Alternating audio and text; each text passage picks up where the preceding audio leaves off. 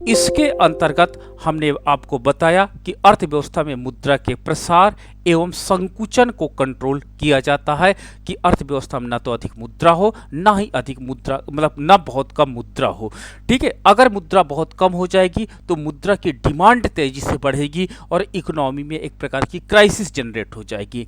तो इस प्रकार इकोनॉमी में केंद्रीय बैंक क्या करता है, वो साख के संबंध में पीछे वर्णन जो हम लोग कर चुके हैं, बात कर चुके हैं कि अर्थव्यवस्था में जो आपके कॉमर्शियल बैंक्स होते हैं, इन कॉमर्शियल बैंकों के माध्यम से अर्थव्यवस्था में मुद्रा की पूर्ति को नियंत्रित करना आपका साख नियंत्रण कहलाएगा। तो अर्थव्यवस्था में जो आपके पास मुद्रा होती है उसकी पूर्ति को यदि हम नियंत्रित करते हैं तो पूर्ति को जो नियंत्रित किया जाता है उसको हम लोग क्रेडिट कंट्रोल का पार्ट बनाते हैं और वही हमारा क्रेडिट कंट्रोल के नाम से जाना जाता है। तो ये पॉइंट आपको नोट रखना है। जो आपके पास साख नियंत्रण की विधियां हैं, मेथड्स हैं, वो दो मेथड्स बहुत ज़्यादा पॉपुलर होते हैं और एग्जाम्स में बार बार इन्हीं टू मेथड्स पे बात आती है और इन दो मेथड्स को पूछा जाता है कि कौन कौन सी वो मेथड्स हैं। तो एक आपका आता है परिमाणात्मक साख नियंत्रण और दूसरा आता है आपका गुणात्मक साख नियंत्रण। परिमाणात्मक साख नियंत्रण वो नियंत्रण होता है जिसमें मुद्रा की मात्रा को नियंत्रित किया जाता है। मुद्रा की मात्रा की अर्थव्यवस्था में या तो बढ़ोतरी कर दी जाती है या तो मुद्रा की मात्रा को अर्थव्यवस्था में कमी कर दी जाती है। तो जब हम प्रत्यक्ष रूप से अर्थव्यवस्था में मुद्रा की मात्रा को कम या अधिक करते हैं तो इसे हम परिमाणात्मक साख नियंत्रण कहते हैं। यानी प्रत्यक्ष रूप से जब मुद्रा आपके पास से ले ली जाती है तो इसे हम परिमाणात्मक साख नियंत्रण कहते हैं। और इसके जो टूल्स आपके पास होते हैं, इसमें बैंक रेट, ठीक है, आपके पास जिसे हम लोग कटौती दर कहते हैं, ठीक है, दूसरा ओपन मार्केट ऑपरेशन पे हम बात करेंगे और तीसरे के अंतर्गत हम बात करेंगे परिवर्तनशील न्यूनतम कोष दर और इसके अंतर्गत CRR एंड SLR की बात करेंगे। दो आपके पास रेशियो हैं, इन दोनों की बात करेंगे। आपके पास जिसको आप लोग तरलता कोष अनुपात भी कहते हो, ठीक है, SLR को यहाँ पर क्लासिफाई आपका घ नंबर पे किया गया है। दूसरा आपके पास होता गुणात्मक साख नियंत्रण और गुणात्मक साख नियंत्रण के अंतर्गत जब हम बात करते हैं तो इसमें प्रत्यक्ष रूप से मुद्रा की मात्रा अर्थव्यवस्था में कम नहीं की जाती, बल्कि इसके अंतर्गत अर्थव्यवस्था में मुद्रा के प्रवाह की दिशा को बदला जाता है, प्रवाह की दिशा को चेंज किया जाता है।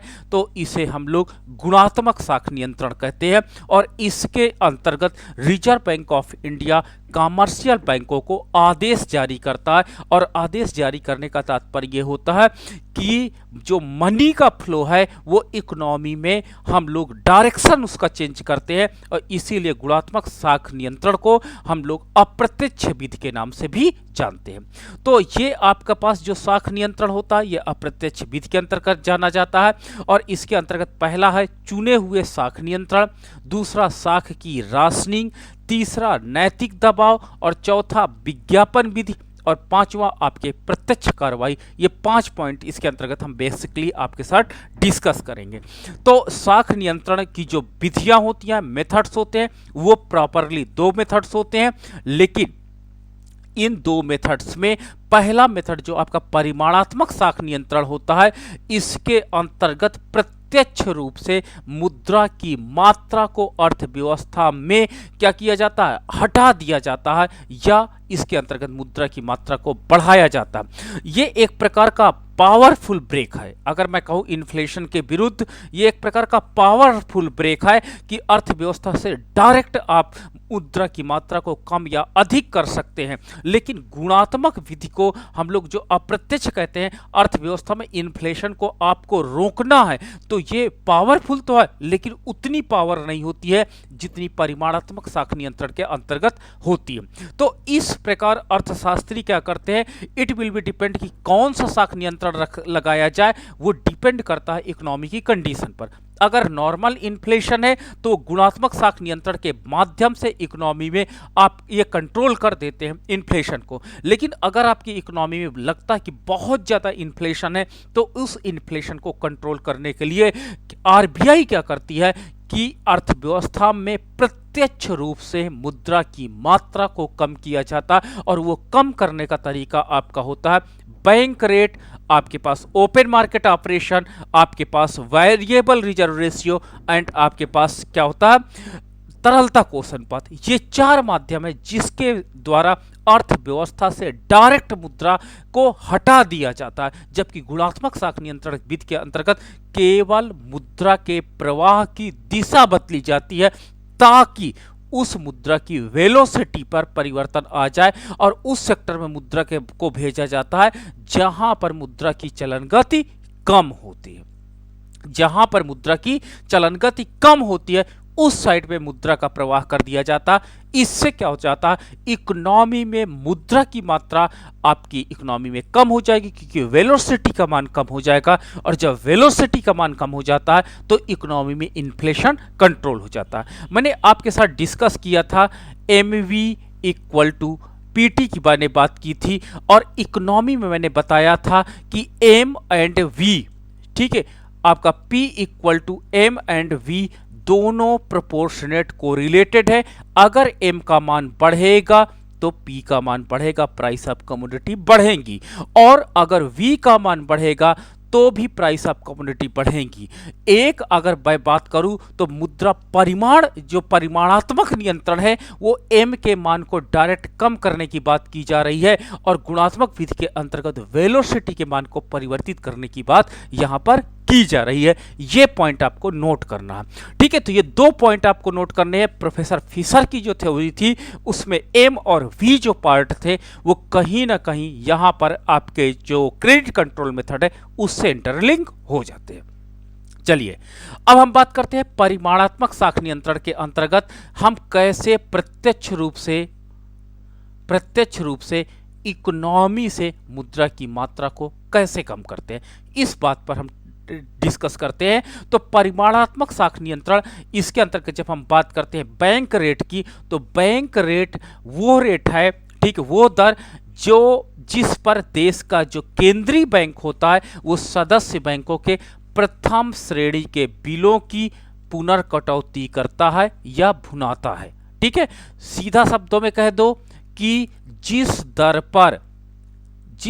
पर आपका रिजर्व बैंक ऑफ इंडिया, ठीक है, रिजर्व बैंक ऑफ इंडिया अन्य बैंकों को या कमर्शियल बैंकों को लोन देता है, वो उस दर को हम लोग बैंक रेट कहते हैं। ये पॉइंट आपका सीधा समझ में आएगा कि वो रेट जिस रेट पर reserve bank of India commercial बैंकों को लोन देता है वो बैंक रेट कहलाता है, ठीक है। तो इस प्रकार अगर मैं इसको टेक्निकल भाषा में बात करता हूं तो वो दर जिस दर पर केंद्रीय बैंक आपके जो सदस्य बैंक हैं उनके प्रथम श्रेणी के बिलों की पुनर्कटौती करता या भुनाता है और उन्हें ऋण देने की सुविधा प्रदान करता है, ठीक है, इसे हम लोग बैंक रेट कहते हैं। दूसरा एक मैं डिफिनीशन बात करता हूं रेपो रेट की। रेपो रेट वो रेट होता है, सेम डिफिनीशन है, जिस दर पर रिजर्व बैंक ऑफ इंडिया अन्य बैंकों को लोन देता है। अब डिफरेंस क्या होगा कि जब आपने दोनों डिफिनीशन सेम बता दिया तो दोनों में अंतर क्या है, तो हम आपको से डिस्कस करना चाहेंगे कि जो बैंक रेट होता है ये दीर्घकालिक होता है, इसमें बार बार परिवर्तन संभव नहीं होता। बैंक रेट ये दीर्घकालिक होता है, जबकि आपका रेपो रेट जो होता है वो अल्पकालिक होता है, अल्पकाल में परिवर्तन इसमें लाया जा सकता है। तो आपने देखा होगा कि जो रिजर्व बैंक ऑफ इंडिया है वो बार बार रेपो रेट के परिवर्तन के द्वारा इकोनॉमी में परिमाणात्मक साख नियंत्रण का कार्य करती है, और जब परिमाणात्मक साख नियंत्रण का कार्य करती है तो उसके परिणाम स्वरूप इकोनॉमी में मनी फ्लो चेंज हो जाती है।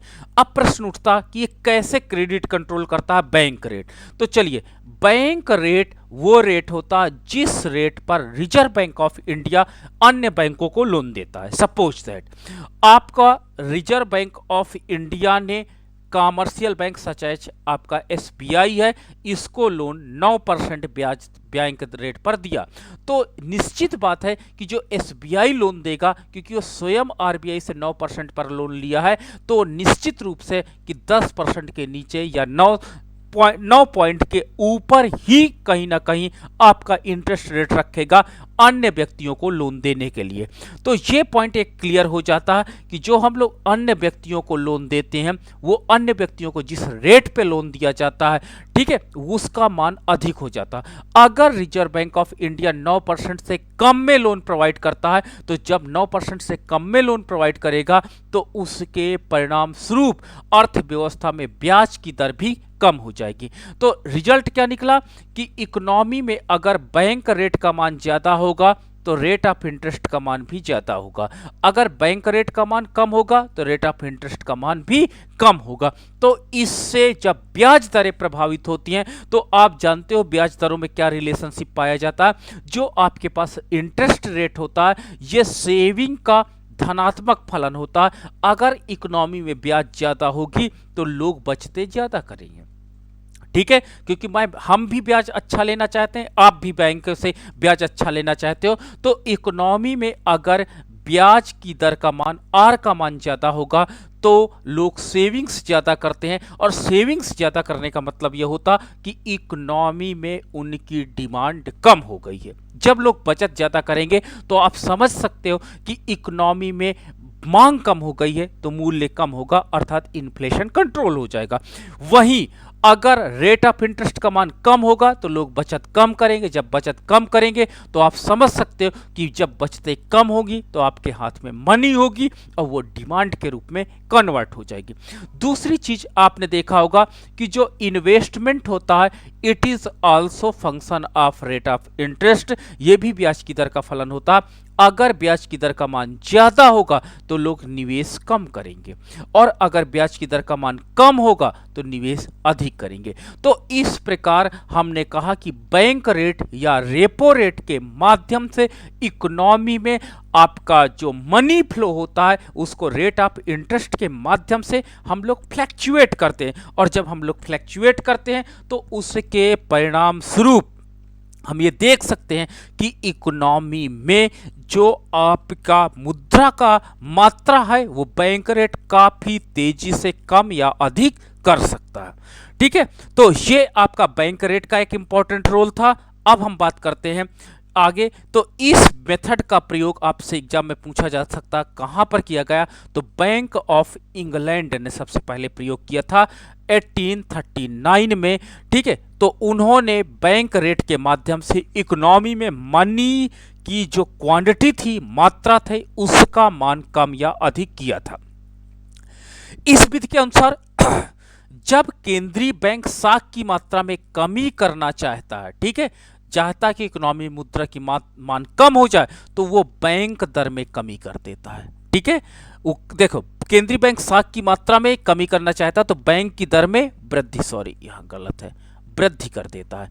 और जब बैंक की दर में वृद्धि कर देगा तो उसके परिणाम स्वरूप रेट ऑफ इंटरेस्ट क्या हो जाएगा, ज्यादा हो जाएगा, और जिससे आपकी क्या हो जाएगी, इकोनॉमी में कि जो साख की मात्रा हो जाएगी वो कम हो जाएगी। लोग अपना सारा का सारा मनी कहां, बैंकों में रख देंगे और मनी फ्लो इकोनॉमी में कम हो जाएगी।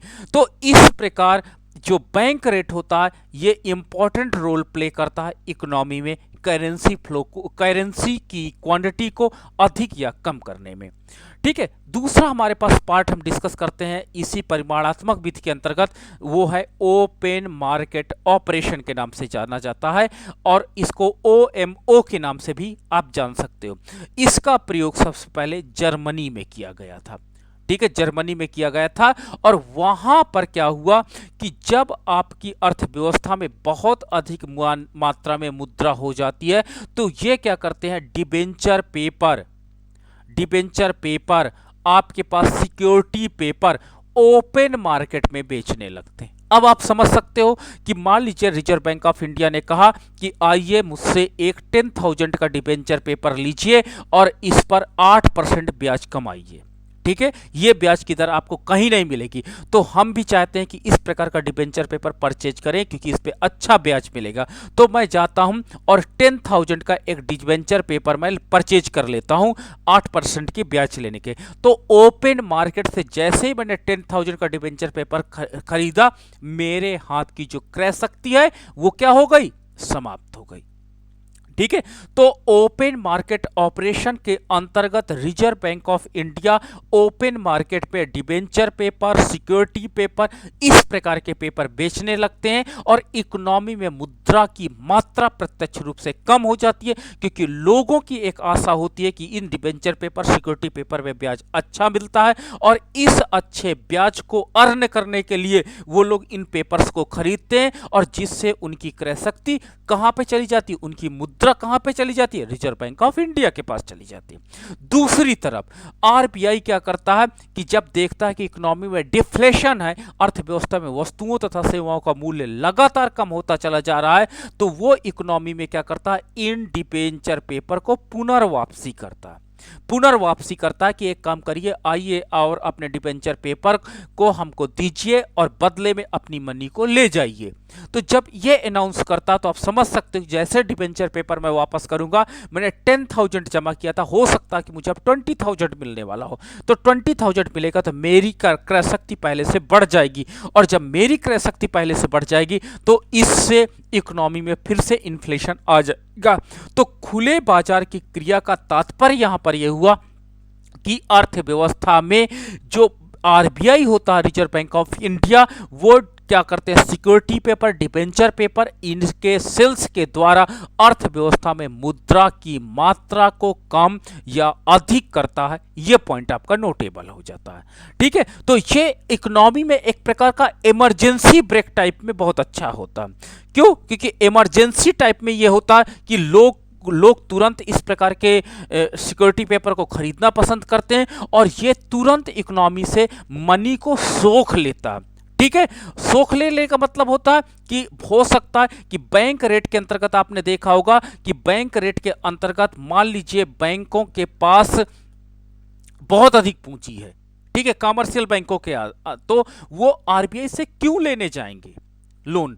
जब आरबीआई से क्यों लेने जाएंगे तो आरबीआई चाहते हुए भी अर्थव्यवस्था में मुद्रा का प्रवाह कम नहीं कर सकता। क्यों? क्योंकि जब तक कमर्शियल बैंक इनके पास अपने बिलों की पुनर्कटौती के लिए नहीं जाएंगे तब तक उनके ऊपर इफेक्ट नहीं पड़ेगा।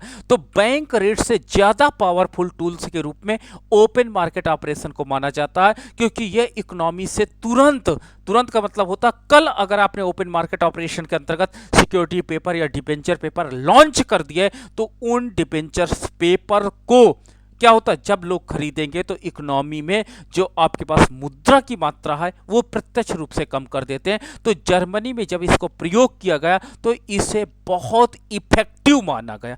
इफेक्टिव माना जाने का मतलब होता है कि अर्थव्यवस्था में जो मुद्रास्फीति का कारण था वो वास्तव में मुद्रास्फीति बहुत जल्दी कंट्रोल में आ गई थी। ठीक है, तो इस प्रकार जो आपके पास जर्मनी ने महायुद्ध के पूर्व किया था और युद्ध के पश्चात अन्य देशों ने भी इससे ओपन मार्केट ऑपरेशन को इंप्लीमेंट करना अच्छा माना। खुले बाजार की क्रियाओं का अर्थ प्रतियोगी बाजार में, ओपन मार्केट में, ठीक है, मार्केट में केंद्रीय बैंक द्वारा स्वीकृत प्रतिभूतियों का क्रय विक्रय है। देखिए, स्वीकृत सिक्योरिटी पेपर्स होते हैं और इनका क्रय तथा विक्रय किया जाता और खुले बाजार की प्रक्रियाओं में केंद्रीय बैंक साख नियंत्रण करती है। जिस समय बैंकों की साख बहुत अधिक बढ़ जाती है और मुद्रा बाजार में मुद्रा की अधिकता होती है तो केंद्रीय बैंक ऋण पत्रों तथा प्रतिभूतियों को बेचना प्रारंभ कर देता है। क्यों? क्योंकि इकोनॉमी में ज्यादा मुद्रा हो गई है और उस मुद्रा को आरबीआई कम करना चाहता तो ऋण पत्रों को बेचना चाहता ताकि साख की मात्रा पहले से कम हो जाए और लोग बैंक से रुपये निकालकर इन्हें खरीदने लगते हैं। ठीक है, तो जब लोग बैंक से रुपया निकालेंगे और लोग बैंक से रुपया निकालते हैं और इसे खरीदने लगते हैं तो इससे साख, बैंकों की साख कम हो जाती है और बैंक की लोन देने की पावर कम हो जाएगी। तो इससे क्या हो जाएगा, इकोनॉमी में आपका इन्फ्लेशन कंट्रोल में आ जाएगा। तो ये पॉइंट आपका क्लियर हो जाता है कि ओपन मार्केट ऑपरेशन एक प्रकार का पावरफुल इमरजेंसी ब्रेक है जिसको अगर हम इकोनॉमी में लगाते हैं तो शायद इसके आगे आपकी इकोनॉमी नहीं बढ़ पाती, अर्थात इन्फ्लेशन का शिकार नहीं हो पाती। तो ओपन मार्केट ऑपरेशन ये प्रूफ हो जाता है कि बैंक रेट से एक पावरफुल टूल्स के रूप में काम करता है। तीसरा, खुले बाजार की सफलता की शर्तें। ये ओपन मार्केट ऑपरेशन टूल्स तभी काम करेगा इकोनॉमी में जब देश में प्रतिभूतियों तथा ऋण पत्रों की समुचित मांग तथा पूर्ति होनी चाहिए। मान लीजिए लोगों की आदत ही नहीं है सिक्योरिटी पेपर खरीदने की, डिबेंचर पेपर खरीदने की, तो आपका ओपन मार्केट ऑपरेशन जो टूल्स होगा वो प्रॉपर काम नहीं करेगा। ऐसा होने पर यह विधि सफल नहीं होगी, यह पॉइंट आपको नोट करना होगा। दूसरा, केंद्रीय विधि इन क्रियाओं से अन्य बैंकों की नीतियों पर प्रभाव पड़ना चाहिए। ठीक है, ऐसा नहीं कि लोग क्या करें, लोगों के पास एक्स्ट्रा मनी है उससे डिबेंचर पेपर खरीदें तो इकोनॉमी में मनी फ्लो कम ही नहीं होगा। सपोज दैट आप 10% अपनी इनकम को बचाते हो, उस 10% इनकम को जब आप बचाना चाहते हो तो वो 10% इनकम आपने सिक्योरिटी पेपर पे ही लगा दिया, तो देखिए मनी फ्लो आपका परिवर्तित तो नहीं हुआ। जब आपका मनी फ्लो परिवर्तित नहीं हुआ तो उससे परिणाम स्वरूप आपको इकोनॉमी में open market operation properly work नहीं कर पाया। तो यह पॉइंट आपको नोट करना चाहिए कि इकोनॉमी में अन्य बैंकों की निधियों पर इसका प्रभाव पड़ना चाहिए। तीसरा, व्यापारिक बैंकों की ऋण देने की नीति में किसी प्रकार का अंतर नहीं होना चाहिए। जब डिबेंचर पेपर लॉन्च हो जाए तो ऐसा नहीं कि कमर्शियल बैंक भी अपने एक डिबेंचर पेपर लॉन्च कर दें और उसमें ब्याज की दर और बढ़ा दें, तो उससे मनी फ्लो आपका नहीं बढ़ेगा, क्योंकि कमर्शियल बैंक जो भी पैसा पाएंगे उससे क्रेडिट क्रिएशन करना चालू कर देंगे। तो याद रखिएगा कि जब भी डेब्ट पेपर या आपके पास security paper reserve bank of India launch करता है तो उसके पहले आदेश कर देता है कि कोई भी कमर्शियल बैंक या अन्य बैंक इस प्रकार के पेपर या इससे अधिक ब्याज दर के आपके पेपर या सिक्योरिटी पेपर लॉन्च नहीं होने चाहिए। तो ये पॉइंट आपको नोट करना होगा, तब भी आपका ओपन मार्केट ऑपरेशन सक्सेसफुली काम कर सकता। चौथा पॉइंट है, ऋण की मांग में किसी प्रकार का परिवर्तन नहीं होना चाहिए। ठीक है, इकोनॉमी में जैसे डिमांड है लोन की वैसे ही डिमांड होनी चाहिए। पांचवा पॉइंट है, केंद्रीय बैंक में इतनी अधिक शक्ति होनी चाहिए कि वो प्रतिभूतियों तथा ऋण पत्रों को अधिक मात्रा में क्रय तथा विक्रय कर सके। ठीक है, सेंट्रल बैंक यानी रिजर्व बैंक ऑफ इंडिया के पास इतनी पावर होनी चाहिए और वो इंस्टेंट इस प्रकार का डिसीजन ले सके। अगला पॉइंट है 6 पॉइंट, देश में समुचित मुद्रा विकास बाजार होने के पर यह नीति सफल होगी। सपोज दैट ये कह रहा है कि अगर इकोनॉमी में प्रॉपर मनी मार्केट डेवलप नहीं है तो आप इस प्रकार की नीति अपना लीजिए, कभी सक्सेस नहीं हो जाएगी। गांव में आप देखिए कि गांव में बार्टर सिस्टम आपका काम करता है, बार्टर सिस्टम काम करता है, तो अगर आपका मुद्रा बाजार विकास नहीं करे होगा तो इस प्रकार का जो ओपन मार्केट ऑपरेशन है इसके द्वारा जो आप मुद्रा की मात्रा को अर्थव्यवस्था से हटाना चाहते हैं वो कभी भी सफल नहीं हो सकती है। और साथ ही साथ खुले बाजार की नीति की सफलता के लिए यह आवश्यक है कि एक संगठित मुद्रा तथा प्रतिभूति बाजार हो जो एक अल्प विकसित देशों में आज भी उतना अधिक डेवलप नहीं है जितना डेवलप होना चाहिए। तो इस प्रकार हम देख सकते हैं कि ओपन मार्केट ऑपरेशन के सफलता के लिए ये आवश्यक है कि इकोनॉमी में जो आपके पास बाजार है, मनी मार्केट, कैपिटल मार्केट जिसकी हम चर्चा सुबह कर चुके हैं, ये प्रॉपरली डेवलप होना चाहिए, तभी ओपन मार्केट ऑपरेशन प्रॉपरली काम कर सकता है। तो हमने ये डिस्कस किया कि आपका पहले टूल्स, पहला मैंने डिस्कस किया आपके साथ बैंक रेट पर हमने चर्चा किया। बैंक रेट वो रेट होता है जिस रेट पर ये कमर्शियल बैंकों को या अन्य बैंकों को लोन प्रोवाइड करता है। ठीक है, तो वो आपका जो बैंक रेट होता है। दूसरा हमने आपको डिस्कस किया अभी ओपन मार्केट ऑपरेशन, और ओपन मार्केट ऑपरेशन के अंतर्गत इसमें सिक्योरिटी पेपर या डेब्ट पेपर ओपन मार्केट में एक बेची जाती है और खरीदी जाती है। तीसरा हम टूल्स की जब बात करते हैं, परिवर्तनशील अनुपात न्यूनतम दर कोष यानी क्या होता है, वेरिएबल रिजर्व रेशियो की बात करते हैं, और जिस पे हम यहाँ पर CRR की बात करते हैं, कैश रिजर्व रेशियो की। तो कैश रिजर्व रेशियो प्रत्येक जमा पर RBI आदेश देता कि उसका एक निश्चित भाग रिजर्व बैंक ऑफ इंडिया को आपको जमा करना अनिवार्य है। ठीक है, तो जितने भी आप डिपॉजिट करवाएंगे, जितने भी आप ग्राहक बनाएंगे, उनके द्वारा जो भी डिपॉजिट होगा उस डिपॉजिट अमाउंट का एक निश्चित भाग कैश रिजर्व रेशियो के रूप में आपकी इकोनॉमी में यानी रिजर्व बैंक ऑफ इंडिया के पास जमा करना अनिवार्य है। तो CRR कहां पर जाता है? रिजर्व बैंक ऑफ इंडिया के पास जाता है। अगर CRR का मान ज्यादा होगा तो बैंकों को ज्यादा amount reserve bank of India को जमा करना पड़ेगा, जिससे क्रेडिट क्रिएशन की क्षमता बैंक की कम हो जाएगी। लेकिन अगर CRR का मान कम हो जाएगा तो अर्थव्यवस्था में क्या हो जाएगा? RBI को कमर्शियल बैंक द्वारा कम पैसे देना पड़ेगा, और जब पैसे कम देना पड़ेगा तो उससे क्रेडिट क्रिएशन की क्षमता इनके पास पुनः बनी रहेगी, कोई प्रॉब्लम नहीं आएगी। यह पॉइंट आपका नोटेबल हो जाता कि CRR अगर बढ़ेगा तो इकोनॉमी में जो मुद्रा की मात्रा है, जो क्रेडिट क्रिएशन है, वो कंट्रोल में हो जाएगा। लेकिन अगर CRR कैश रिजर्व रेशियो का मान कम होता है तो अर्थव्यवस्था में मनी इन्फ्लेशन या मुद्रा के प्रवाह कंटिन्यू बढ़ता चला जाएगा। तो केंद्रीय बैंकों को यह अधिकार होता है कि सदस्य बैंकों के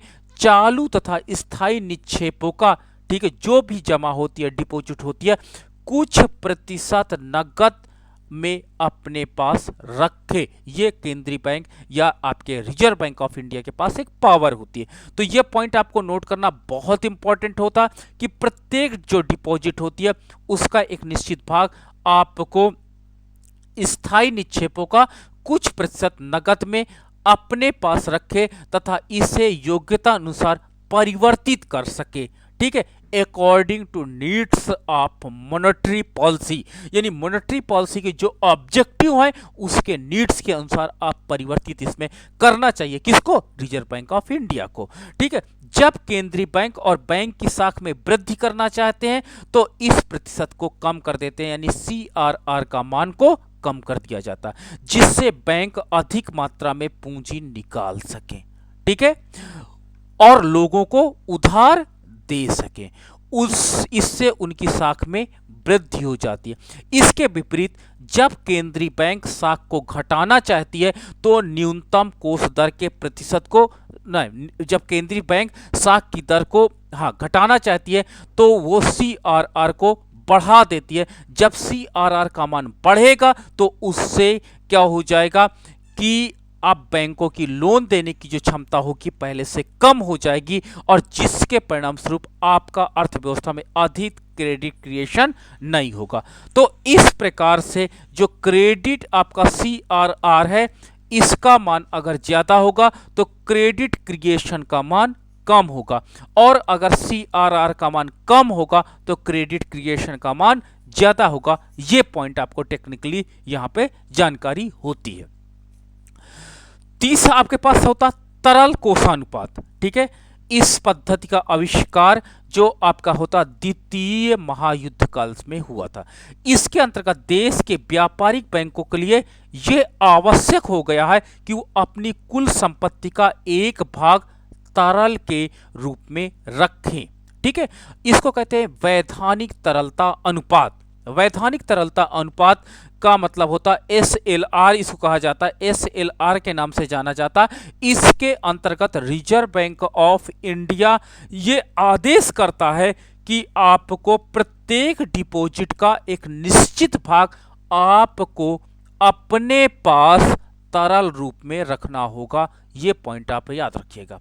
इसी को कहते हैं तरलता कोष अनुपात, ठीक है। यानी आपको जितना डिपॉजिट है, ठीक है, उसका एक निश्चित प्रतिशत भाग आपको अपने बैंक में तरल रूप में रखना पड़ेगा, ताकि कोई प्रॉब्लम होगी तो उस प्रॉब्लम से आप अपने आप को बचा सकते हो। प्रॉब्लम क्या होगी? लिक्विडिटी की डिमांड को इंस्टेंट सप्लाई आप कर सकते हो। तो ये काम कैसे करता है? जैसे मैं सपोज दैट एक एग्जांपल लेता हूं, फिर मैं कल डेटा आपके साथ करंट डेटा डिस्कस करूंगा, आज थ्योरी डिस्कस कर रहा हूं। जैसे आपके पास SLR है 25%, सपोज दैट, ठीक है, 25% है। इसका तात्पर्य यह है कि अगर कोई व्यक्ति 1000 जमा करता है तो उसका 25% यानी 250 रुपए आपको SLR के रूप में जमा रखना पड़ेगा बैंक में तरल के रूप में। अब आप बताइए कि अगर इस SLR का मान कम कर दिया जाए तो अब आपके पास क्या हो जाएगा? ये 20 कर दिया जाए तो पहले क्रेडिट क्रिएशन की क्षमता 750 थी, अब अगर ये 20% SLR कर दिया जाएगा तो आपको 1000 में से क्या करना पड़ेगा, 200 रुपए ही SLR के रूप में रखना पड़ेगा और आपकी क्रेडिट क्रिएशन की क्षमता 800 रुपए होगी। अर्थात आप अर्थव्यवस्था में ज्यादा क्रेडिट क्रिएशन कर सकते हो, ज्यादा लोगों को लोन दे सकते हो। तो इस प्रकार से हम कह सकते हैं कि इकोनॉमी में SLR का एक इंपॉर्टेंट रोल है। अगर SLR का मान बढ़ेगा तो उसके परिणाम स्वरूप क्रेडिट क्रिएशन का मान कम हो जाएगा, और वहीं वाइस वर्सा अपोजिट है। अगर SLR का मान कम होगा तो उसके परिणाम स्वरूप CC का मान, क्रेडिट क्रिएशन का मान अधिक होगा। तो ये पॉइंट आपको, 4 पॉइंट मैंने आपके साथ डिस्कस किए हैं और इन चारों पॉइंट को याद रखिएगा। आपको याद रखना है और एग्जाम में पूछा जाता है, निम्न में से कौन सी विधि आपके पास परिमाणात्मक साख नियंत्रण के अंतर्गत आती है। तो आपको बैंक रेट, रेपो रेट की बात करना है, फिर ओपन मार्केट ऑपरेशन की बात करना है, फिर उसके बाद आपको वेरिएबल रिजर्व रेशियो CRR की बात करनी है, फिर उसके परिणाम स्वरूप आपको SLR की बात करनी है, जो अर्थव्यवस्था में प्रत्यक्ष रूप से मुद्रा की मात्रा को पहले से कम कर देते हैं। और जब मुद्रा की मात्रा पहले से कम हो जाएगी तो उसके परिणाम स्वरूप इकोनॉमी में आप देख सकते हो अर्थव्यवस्था में क्या हो जाएगा, मुद्रा का मात्रा कम हो जाएगी, जिससे क्रेडिट कंट्रोल आपकी हो जाएगी। तो परिमाणात्मक साख नियंत्रण में मैंने 4 पॉइंट आपके साथ डिस्कस किए, जो मैंने आपको यहां पर प्रारंभ में बताया था। अब हम बताते हैं गुणात्मक की बात करते हैं, गुणात्मक साख नियंत्रण। और गुणात्मक साख नियंत्रण मैंने आपको बताया कि जब अर्थव्यवस्था में मुद्रा के प्रवाह की दिशा बदली जाए, ठीक है, मुद्रा के प्रवाह की दिशा बदली जाती है, तो उसे हम लोग गुणात्मक साख नियंत्रण कहते हैं। मुद्रा के प्रवाह की दिशा बदल देना, ठीक है, मुद्रा के प्रवाह की दिशा अगर बदल दी जाती है तो ये आपका गुणात्मक साख नियंत्रण हो जाता है। ठीक है, सपोज दैट मैं एक एग्जांपल लेता हूं कि मान लीजिए अर्थव्यवस्था में मनी बहुत अधिक है, आपको इंडस्ट्री वालों को लोन दी जा रही है, इंडस्ट्री वाले लोन ले रहे हैं, और इसके परिणाम स्वरूप ये लोग निवेश करते हैं, लोगों को रोजगार मिलता है तो आय बढ़ती है तो डिमांड बढ़ती है तो प्राइस बढ़ता है। अगर RBI कह दे कि इंडस्ट्री के कारण ही आपका इकोनॉमी में इन्फ्लेशन फैला है, तो ये आदेश कर देती है कि इंडस्ट्री को जितना आप लोन दे रहे हो उसका 50% आपको एग्रीकल्चर सेक्टर में लोन अनिवार्य रूप से देना है।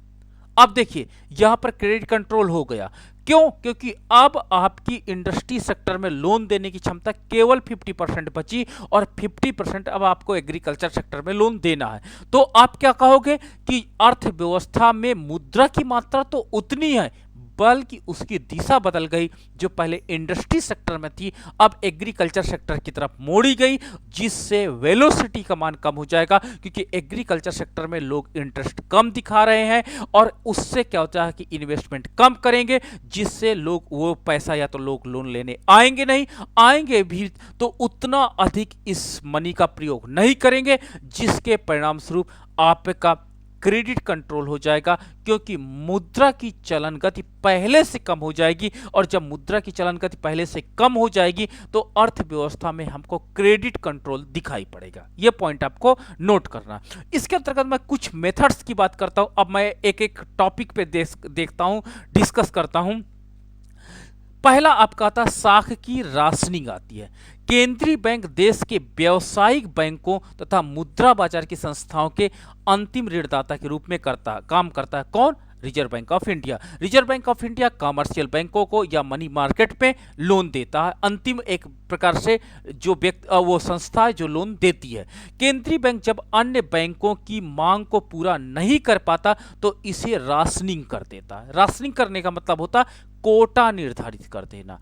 ठीक है, जब मांग को पूरा नहीं कर पाता अर्थात दी जाने वाली उधार राशि पर कुछ प्रतिबंध लगा देता है। प्रतिबंध ये लगाता है कि जो मैं लोन दूंगा उस लोन को आपको पूरा का पूरा इंडस्ट्री सेक्टर में अब लोन के रूप में कन्वर्ट नहीं करना, एग्रीकल्चर में 25% देना है। चलिए प्रतिबंध के साथ आप काम करिए, ठीक है, जिससे वाणिज्यिक बैंकों की साख सृजन की शक्ति पहले से कम हो जाएगी। क्यों? क्योंकि जब आपके ऊपर बैरियर लगा दिया गया तो अब आप उतने फ्रिक्वेंटली अर्थव्यवस्था में लोन नहीं दे पाएंगे, जिससे आपके ग्राहक नहीं बन पाएंगे और क्रेडिट कंट्रोल हो जाएगा। राख की साखनिक विधि में केंद्रीय बैंक पुनः भुनाने की सुविधा को बिल्कुल समाप्त या भुनाने की साख निर्धारित कर देता है कि अब आप इसको पुनः भुना नहीं सकते हो, अथवा भिन्न बैंकों द्वारा उद्योग को दिए जाने वाले साख के अभ्यंश को निश्चित कर देते हैं। इस प्रकार साख की मात्रा पर नियंत्रण हो जाता। तो इस प्रकार जो reserve bank of India loan provide करती है, उस लोन में कोटा फिक्स कर देती है कि किस सेक्टर में कितना लोन देना। अगर वो कहती कि एग्रीकल्चर सेक्टर को 40% लोन देना है, ठीक है, आपको पर्सनल लोन के रूप में 10% ही देना है, इंडस्ट्रियल सेक्टर को आपको 20% देना है, आपको क्या करते हैं, इस जो छोटे व्यापारी हैं, छोटे व्यापारी को 10% लोन देना। अगर इस प्रकार का बाइफर्केशन ऊपर से आ जाता है तो इसे हम लोग साख की राशनिंग संज्ञा देते हैं और अर्थव्यवस्था में क्रेडिट कंट्रोल आपका हो जाता है। चलिए दूसरा, प्रत्यक्ष कार्रवाई। प्रत्यक्ष कार्रवाई विधि के अंतर्गत केंद्रीय बैंक व्यावसायिक बैंकों को अपनी नीति अनुसरण करने के लिए बाध्य करते हैं। अगर इकोनॉमी में इन्फ्लेशन है, सपोज दैट अर्थव्यवस्था में लगातार वस्तुओं तथा सेवाओं का मूल्य बढ़ रहा है, तो जब वस्तुओं तथा सेवाओं का मूल्य बढ़ रहा है तो reserve bank of India commercial बैंकों को आदेश देती है कि ज़्यादा आपको लोन नहीं रिलीज करना। ज़्यादा लोन आपको रिलीज नहीं करता, ये प्रत्यक्ष कार्रवाई है कि आपको मेरी बात माननी होगी और इसी के अनुसार आपको कार्य करने होंगे। जो केंद्रीय बैंक की नीतियों का पालन नहीं करता, उस बैंक को केंद्रीय बैंक पुनः भुगतान की सुविधा देना बंद कर देता है। आपके बिलों की पुनर्कटौती जो होती है उसको करना बंद कर देगा। ठीक है, यह प्रत्यक्ष कार्रवाई है। इस प्रत्यक्ष कार्रवाई विधि को सफलता तभी मिल सकती है जब मुद्रा बाजार में केंद्रीय बैंक का पूरा नेतृत्व हो, यानी एक ही बॉडी हो, एक ही इंस्टीट्यूट हो और वही प्रॉपरली काम कर रहा हो, तब भी प्रत्यक्ष कार्रवाई विधि काम करती है। केंद्रीय बैंक। सर आपकी आवाज क्लियर नहीं आ रही है। आप एक मिनट, ठीक है, सभी लोग बताइएगा, सभी लोग क्लियर है वॉइस? एक minute.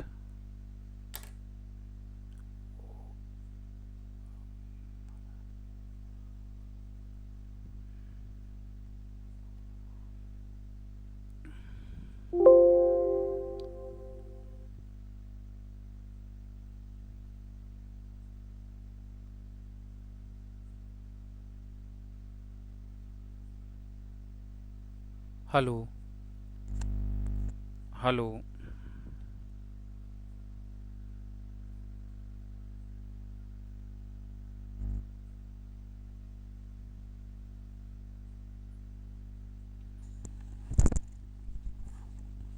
Hello hello,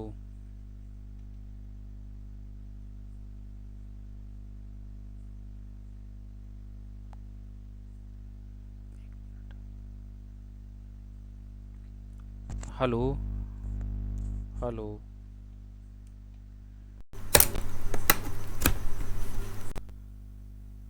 hello hello, क्या प्रॉब्लम आ गई?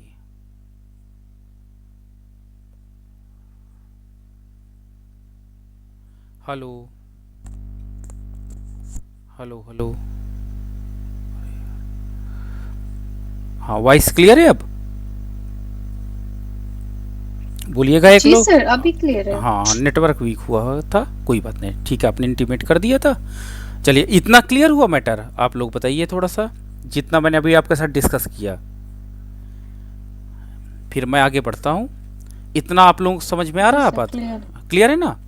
हाँ, वैसे मैं अभी इसको एक बार और आपके साथ डिस्कस करूंगा मॉर्निंग में, करंट डेटा के साथ आपके साथ काम करूंगा, तब आपको और क्लियर होता चला जाएगा। तो अभी हम इसको कंटिन्यू करते हैं फिर से।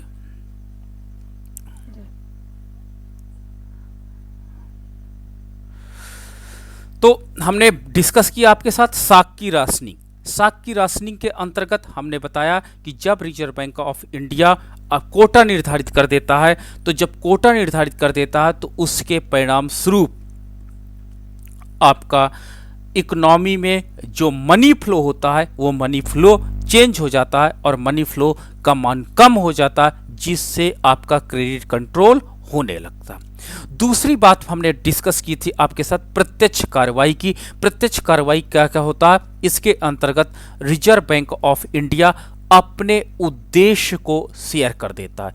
उद्देश्य को शेयर करने का तात्पर्य यह होता है कि अगर उस उद्देश्य के अनुसार कॉमर्शियल बैंक अपनी पॉलिसीज में परिवर्तन नहीं करते और अगर चाहती है आरबीआई की नई इकोनॉमी में इन्फ्लेशन बहुत ज़्यादा हो गया है और अब हम लोन नहीं देना चाहते हैं, तो उसके परिणाम स्वरूप आरबीआई प्रत्यक्ष कार्रवाई करती है। और प्रत्यक्ष कार्रवाई के अंतर्गत पहला काम करती है कि आपके बिलों की जो पुनर्भुगतान की समस्या है उसको जनरेट कर देती है, अर्थात वो आपको पुनर्भुगतान करने के लिए आदेशित नहीं करती। लेकिन फिर भी अगर आप उनकी बात नहीं मानते हो तो वो क्या करती है, आपका लाइसेंस भी रद्द कर सकती है और आपको आदेशित करती है कि नहीं, अगर आपने ज़्यादा काम किया जो विरुद्ध काम है, मतलब आरबीआई के उद्देश्य के विरुद्ध काम है, तो वो आपके ऊपर प्रत्यक्ष कार्रवाई डायरेक्ट एक्शन के अंतर्गत लाइसेंस रद्द करने की भी बात करती है। तीसरा, नैतिक दबाव की बात करते हैं। नैतिक दबाव का तात्पर्य होता है रिजर्व बैंक ऑफ इंडिया सारे बैंकों से निवेदन करती है और निवेदन करती है कि अर्थव्यवस्था में उनके मौद्रिक उद्देश्यों के अनुरूप आप अपनी मतलब कार्रवाई संपन्न करने में उनको सहयोग करें। किसको? रिजर्व बैंक ऑफ इंडिया को। अगर अर्थव्यवस्था में इन्फ्लेशन का मान बहुत ज़्यादा है तो वो नैतिक दबाव बनाती है कि आप इसके अनुसार ही लोन प्रोवाइड करिए, कोशिश करिए आप सेविंग्स ज़्यादा कलेक्ट करिए और लोन कम कलेक्ट करिए। इससे एक प्रकार का मोरली प्रेशर जनरेट करती है और सारे बैंक को से निवेदन करती है कि अगर आपने हमारी बात नहीं समझी या नहीं सोची तो अर्थव्यवस्था में कंडीशन बुरी हो सकती है, इसलिए एक नैतिक दबाव बनाया जाता है। ठीक है, इस शक्ति का प्रयोग जो होता है, इस शक्ति का प्रयोग जब किया जाता है तो अब वैसे अनुकूल परामर्श देने की बात है, इसमें शक्ति का प्रयोग नहीं किया जाता, नैतिक दबाव है, एक रिक्वेस्टफुली होता है। जबकि प्रत्यक्ष कार्रवाई के अंतर्गत आपको मैं बता दूं कि प्रत्यक्ष कार्रवाई के अंतर्गत वास्तव में कोई एक्शन लिया जा सकता है, लेकिन नैतिक दबाव के अंतर्गत इसमें कोई भी शक्ति का प्रयोग आरबीआई नहीं कर सकता। अतएव केंद्रीय बैंक जो होगा एवं अन्य बैंकों के बीच सद्भावना बनी रहती है और सद्भावना का मतलब होता है कि देश हित में कुछ कार्य करने का हम लोग कार्यक्रम करते हैं और करना चाहते हैं। भारत में सन 1949 में इस नीति का प्रयोग करते हुए रिजर्व बैंक के गवर्नर ने देश के प्रमुख बैंकरों की एक बैठक में इस बात की सिफारिश की थी कि उन्हें परिकल्पना संबंधी कार्यों के लिए उधार देना बंद कर देना चाहिए। ठीक है, कोई बड़े प्रोजेक्ट्स के लिए ज़्यादा अधिक लोन नहीं देना चाहिए। ठीक है, लेकिन इस विधि में किसी प्रकार का दबाव न होने के कारण साख नियंत्रण की यह विधि अधिक सफल नहीं हो सकी, क्योंकि कोई भी नैतिक दबाव वाली बातों को बैंक एक्सेप्ट करने को तैयार नहीं था, क्योंकि इसके पीछे कहीं ना कहीं एक दबाव होता तो शायद ये एक प्रकार से नैतिकता को मानते। लेकिन वर्तमान परिस्थितियों में इस प्रकार का जो क्रेडिट कंट्रोल है वो प्रॉपर वर्क नहीं कर पा रहा, जिसके कारण ये समस्या आ रही है। इसके बाद है प्रचार मेथड। प्रचार मेथड वो मेथड है, क्या करती है, जो रिजर्व बैंक ऑफ इंडिया होती है वो अपनी नीतियों का प्रचार करती है कि मैं अर्थव्यवस्था में करना क्या चाहती हूँ, और इस एजेंडे को लेकर के हम लोग सतर्क रहते हैं और बैंक भी इसमें साथ देते हैं। इस विधि के अंतर्गत केंद्रीय बैंक विज्ञापन तथा प्रचार नीति के द्वारा अपनी नीतियों के प्रति संप्रभावित जनमत तैयार करता है, लोग उसकी बातों को एक्सेप्ट करें। जो अर्थव्यवस्था में मान लीजिए जैसे विमुद्रीकरण हुआ था, तो आपने देखा होगा कि सबसे पहले टीवी पर आकर के हमारे प्रधानमंत्री जी ने क्या किया था, एक हम्बल रिक्वेस्ट किया था, एक प्रकार से जनमत तैयार किया था ताकि लोगों को कोई प्रॉब्लम ना हो और लोग इसको क्राइसिस न समझे बल्कि वर्तमान में अर्थव्यवस्था की आवश्यकता को समझे, इसलिए एक जनमत तैयार किया गया था। साथ ही साथ समय समय पर मुद्रा बाजार की स्थितियां, उद्योग व्यवसाय, व्यापार एवं आयात निर्यात इत्यादि के संबंध में आंकड़े एवं विवरण प्रकाशित करके मुद्रा बाजार पर अपना प्रभाव स्थापित करता है। लेकिन यह विधि साख नियंत्रण की एक सफल विधि नहीं कही जा सकती है, क्योंकि एडवर्टाइजमेंट करने से अगर लोग मान जाते तो शायद इन्फ्लेशन का दौर आता ही नहीं। क्योंकि न्यूज़पेपर हमारे पास जो पॉलिसी मेकर्स होते हैं वो अपनी रिपोर्ट्स बार बार लोगों को भेजते हैं, लोगों को दिखाते हैं, लेकिन इससे इन्फ्लेशन कंट्रोल नहीं होता, तो कहीं ना कहीं प्रॉब्लम हमारे पास आती है। तो आपका लास्ट आपका बचता है उपभोक्ता साख का नियंत्रण। उपभोक्ता साख का नियंत्रण होता है, इसके अंतर्गत उपभोक्ता साख के नियंत्रण की रीति के अंतर्गत केंद्रीय बैंक जो होते हैं ऐसा नियम बनाती है जिससे उपभोक्ताओं को थोड़ा थोड़ा करके साख की सुविधाएं दी जाती है। जैसे आप टीवी या फ्रिज लेने जाते होंगे और टीवी और फ्रिज में ईएमआई की सुविधा दी जाती है। ईएमआई के साथ आपको कैश पेमेंट की बात की जाती होगी। तो अगर आपको अर्थव्यवस्था में मुद्रा के प्रवाह को ज़्यादा नहीं बढ़ाना है तो अर्थव्यवस्था में कम कैश पर छोटी छोटी ईएमआई से आपको टीवी दे दिया जाए। और अगर आपकी अर्थव्यवस्था में मुद्रा के प्रवाह को कम करना चाहते हैं, ठीक है, या बढ़ाना चाहते हैं, तो आपने देखा होगा कि आपको 50% कैश देना पड़ेगा और 50% कैश देने के बाद ही आप टीवी उठा सकते हो। तो इस प्रकार जो उपभोक्ता साख का नियंत्रण होता है उसमें डाउन पेमेंट के क्या रेशियो है, कितना आपको ईएमआई मिनिमम बन सकती है, इसके माध्यम से भी आपका जो साख नियंत्रण होता है वो किया जाता है। जो आपने देखा होगा, कभी कभी आपने देखा होगा कि अर्थव्यवस्था में मुद्रा के प्रवाह को कम करना चाहते हैं लेकिन उपभोक्ता साख को क्या होता है, लिबरल कर दिया जाता है, तो लोग वस्तुओं तथा सेवाओं को तो बहुत अधिक परचेज कर लेते हैं लेकिन साख की मात्रा को, ईएमआई जो किस्तें होती हैं उनको चेंज किया जाता है। तो कहीं ना कहीं इसके पीछे एक हिडन पॉलिसी छुपी होती है गवर्नमेंट की कि वो करना क्या चाहती है।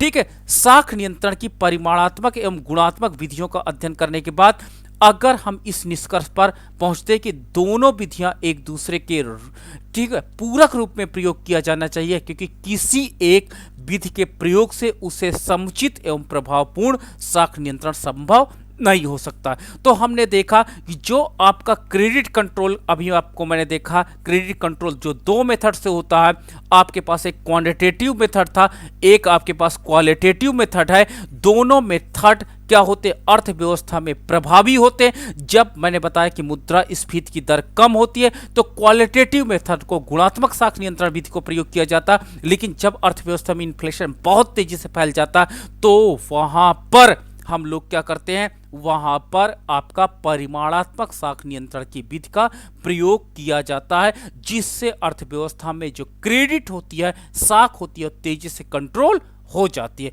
तो ऐसा नहीं कह सकते कि कौन सा बेस्ट है, it will be depend upon the situation of the economy where, कौन सा हम टूल्स आप इंप्लीमेंट करते हैं वो इकोनॉमी की कंडीशन ही हमें बताएगी। तो ये आज आपका मैंने आपके साथ डिस्कस किया साख नियंत्रण का सैद्धांतिक स्वरूप, और मॉर्निंग में हम आपके साथ